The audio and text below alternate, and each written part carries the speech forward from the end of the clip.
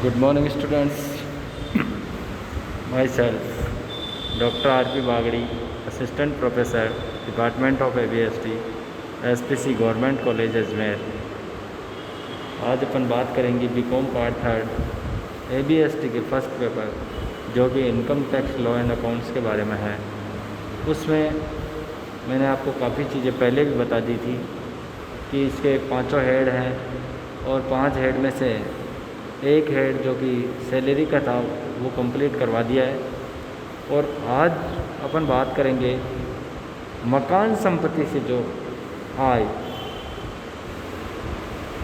मकान संपत्ति से आय, इनकम फ्रॉम हाउस प्रॉपर्टी के बारे में परिचर्चा करेंगे। और इससे पहले वाले वीडियो में मैंने इसके बारे में भी काफ़ी कुछ बता दिया है, जिसमें स्वयं के निवास हेतु प्रयोग में लाई गई मकान संपत्ति का वार्षिक मूल्य की गणना किस प्रकार से की जाएगी उसके बारे में कुछ पॉइंट्स तो मैंने पहले बताए थे आपको कि कैसे इसकी एनुअल गणना की जाएगी। Determination of annual value of self occupied property की गणना किस प्रकार से की जाएगी। इसमें 4 परिस्थितियाँ थी, जिनकी 2 परिस्थितियों के बारे में मैंने आपको बता दी थी। जो कि 2 परिस्थितियाँ थी वो एक पहली वाली तो ये थी कि संपूर्ण वर्ष स्वयं के निवास के लिए प्रयोग में लाई गई मकान संपत्ति का वार्षिक मूल्य का निर्धारण, determination of annual value of the property occupied by the assessee for his residence through out the year. इसके बारे में इससे पहले वाला जो वीडियो था उसमें बता दिया था मैंने। और इसके बाद स्वयं रहने के ऐसे मकान या भाग के वार्षिक मूल्य का निर्धारण जिसमें करदाता गत वर्ष में वास्तव में नहीं रहा हो, इसके बारे में बता दिया है, क्योंकि इसका भी अपन मूल्य शून्य ही लेंगे, जो कि गहराई से मैंने इससे पहले वाले वीडियो में बता दिया है, जो कि आप पहले यूट्यूब चैनल मेरे चैनल पर जा कर के देख लेना। आज जो बात करेंगे वो करेंगे ऐसी मकान संपत्ति के सकल वार्षिक मूल्य का निर्धारण जो गत वर्ष में कुछ अवधि के लिए स्वयं के रहने के लिए उपयोग में आई हो तथा कुछ अवधि के लिए किराए पर उठाई गई हो। Determination of gross annual value of such house property which is self occupied for part of the previous year and let out for part of the previous year. तो इसमें क्या करेंगे अपन, यदि स्वयं के निवास के उपयोग में लाए जाने वाला मकान या उसका कोई भाग गत वर्ष में कुछ अवधि के लिए किराया पर उठा दिया जाए तो ऐसे मकान के वार्षिक मूल्य का निर्धारण अंडर सेक्शन 23(2)(1) के अंतर्गत नहीं किया जाएगा, अर्थात ऐसे मकान का वार्षिक मूल्य शून्य नहीं होगा। ऐसी संपत्ति का सकल वार्षिक मूल्य धारा 23 फर्स्ट ए व बी के अनुसार यह मानते हुए ज्ञात किया जाएगा कि मकान संपत्ति को किराए पर उठाया गया है।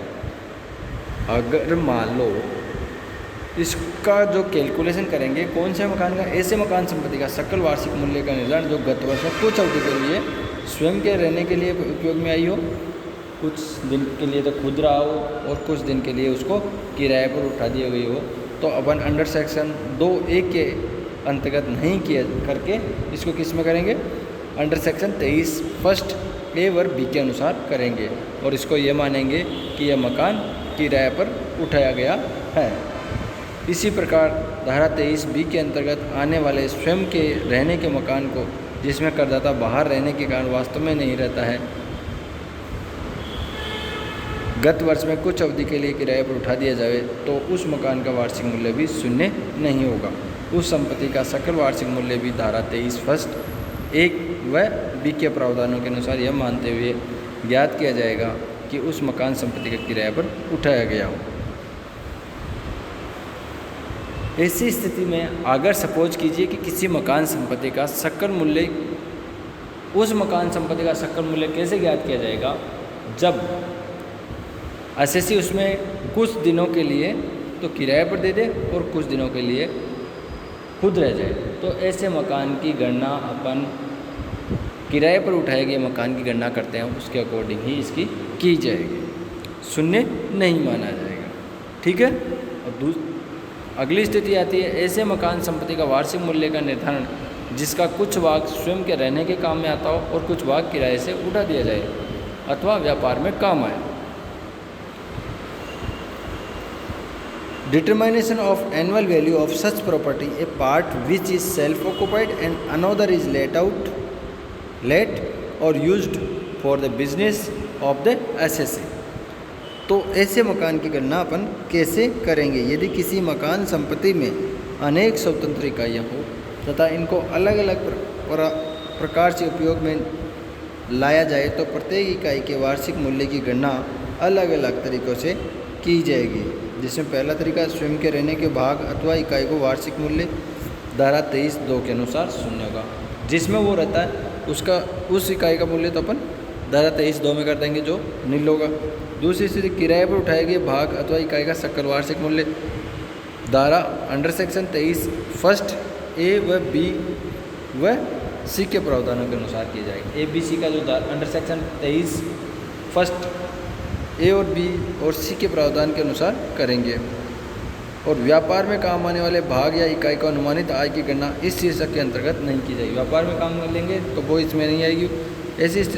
ऐसी मकान संपत्ति का कोई भाग किसी कर्मचारी को किराए पर उठा दिया जाए तो उस किराए की आय पर भी इस शीर्षक में कर नहीं लगेगा और उसको कहाँ लगेगा? व्यापार शीर्षक में कर लगेगा। इनकम फ्रॉम व्यापार अथवा पैसे की आय शीर्षक में इसका कर लगेगा।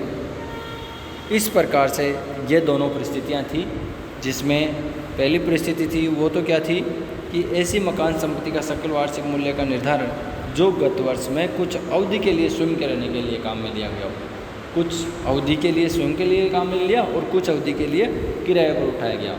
तो ऐसी परिस्थिति में इसमें एक ही मकान को उसी मकान को कुछ दिनों के लिए खुद रह गया हो और कुछ दिनों के लिए किराए पर उठा दिया गया हो, तो अपन इसको क्या करेंगे? इसको अगर किराए पर उठा दिया गया है तो इसको किराए पर उठाया हुआ मानते हुए इसका मूल्य के कैलकुलेशन करेंगे, जो कि धारा 23 फर्स्ट ए और बी के अकॉर्डिंग करेंगे।